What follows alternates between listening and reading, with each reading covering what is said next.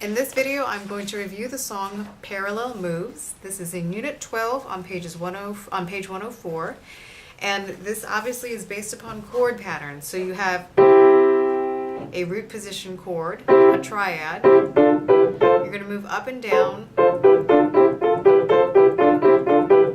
that part of the treble clef. The key things to remember before you put this together are where your right hand has to leap. There are a couple of places where you don't move just from one chord to the next note. For example, measure 8 to measure 9. That's one place, significant place where your right hand should practice jumping around. Here's the song all the way through.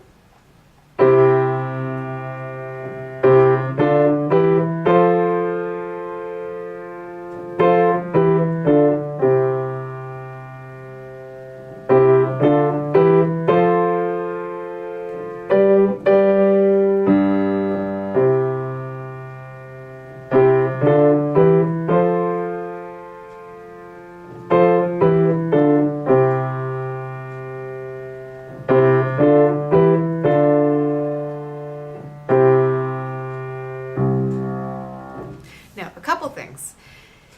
There are a lot of ties in this piece, and one pitfall that students often fall into is miscounting. So I'm going to play the beginning of the song again. I'm going to count out loud when I get to the ties.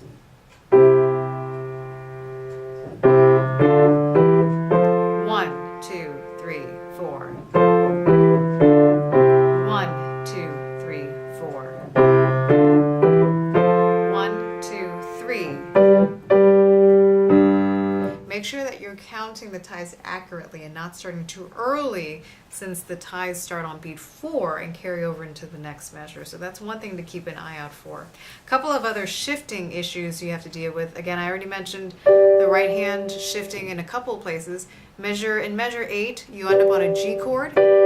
Measure 9, you go back to a middle C chord. And notice that this bottom note is the top note of the C chord. So use that as a pivot point, so you don't have to look down at your hand and figure out, okay, how far do I have to move? But if you just remember, this G for the G chord is the top note of the C chord. That's a good way to shift down quickly to get to that particular chord.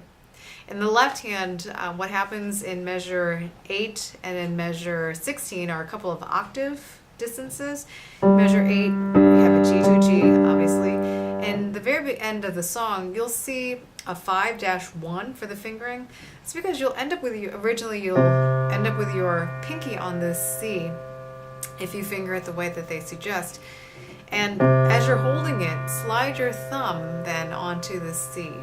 That way you can reach the low C, an octave lower, without having to significantly jump around. You can finger substitute the thumb, carry that C tie over, and then play the low C without, again, having to lift your hand and then without having to look down to get that shift. Here's the piece again.